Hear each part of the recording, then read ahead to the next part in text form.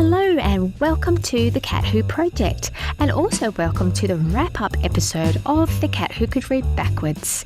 Yes, next episode we move on to book 2, which is really exciting.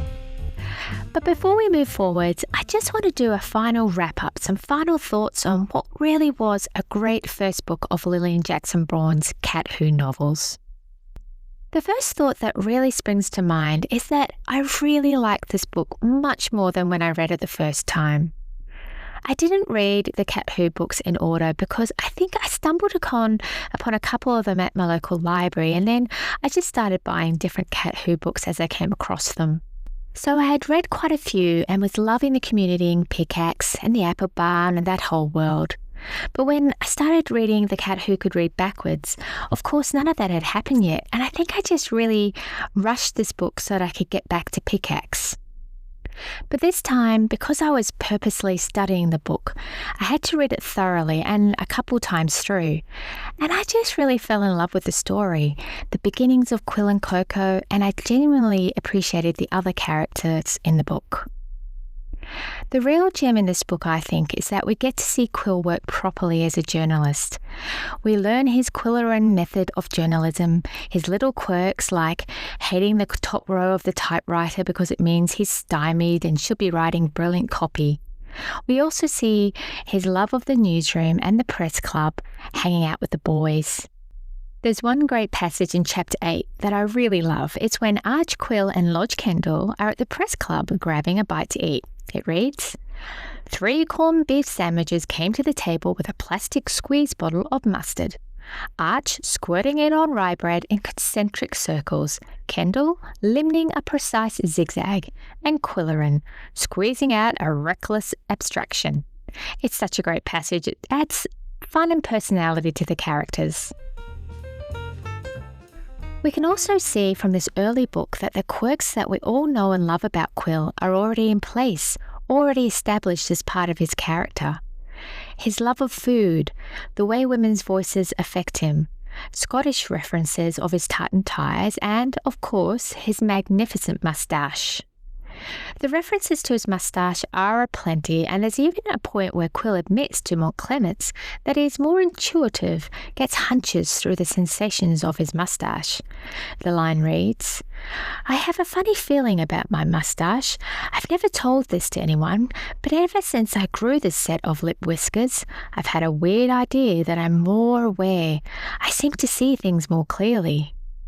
And then he goes on to say, sometimes I seem to sense what's going to happen, and I turn up at the right place at the right time. It's uncanny. And in the same passage, Montclements is also describing the extrasensory perception of cat whiskers, of Coco's whiskers. So I think it's really kind of cool that this really links Quill and Coco, the whiskers, the intuitive gifts. I also really enjoyed Coco's introduction, and I like that he wasn't a stray or a mistreated cat. In fact, Coco was cared for impeccably by Montclements. He was given the finest cuisine, a blue cushion on top of the fridge to sleep upon. He even had herbs, mint, grown for him on the windowsill to fill his Minty Mouse toy.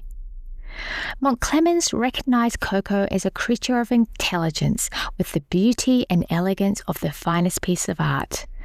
Coco was certainly bonded to him, but then a really lovely relationship also developed in this book between Coco and Quill. Like Montclements, Quill admired Coco's regal stature, athleticism, and intelligence. But there was also a warmth and comfort to their bond that I think was missing from Coco's bond with Montclements. I also love in this book that we get to see Quill at a low point in his life, his struggles, his lack of money, his loneliness. And then we get to see him re-establish himself in this new city, his new job, new press club, and of course his bond with Coco.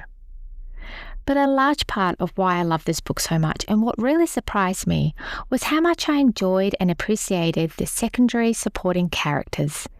Even really minor characters are given cracking lines. For instance, May Seisler, who's the art critic from another newspaper, she says to Quill, "Your Mr. Montclements is a very naughty boy, but you look like a nice young man." Quill thinks to himself that no one has thought of him as young for 20 years. But my definite favourites have got to be Bruno and Odd Bunsen. They are amazing and have so many funny lines. And I think these two are the ones I'm going to miss when we finally head up north.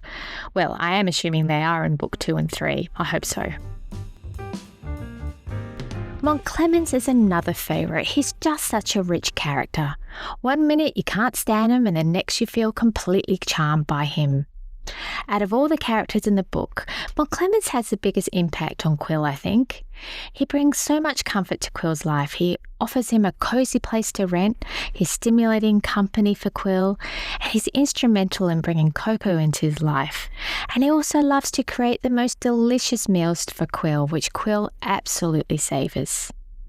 But he also irritates Quill with his short, sharp letters directing him to run errands and instructions on dealing with Coco's commode. But yeah, a great character that brings so much to this first book. And I like this line of Montclemens because it gives us a huge hint to who murdered Earl Lambeth. Montclemens says, "Personally, I have never been able to appreciate murder for revenge. I find murder for personal gain infinitely more appealing." Another cool thing about the first 3 books, in fact, is that they were written in the 1960s. So, of course, we're dealing with technology and styles of the time, which is really quite fun. No mobile phones or computers, but we do have telephones, teletypes, and typewriters, and they are all in the colour of the 60s, pea green.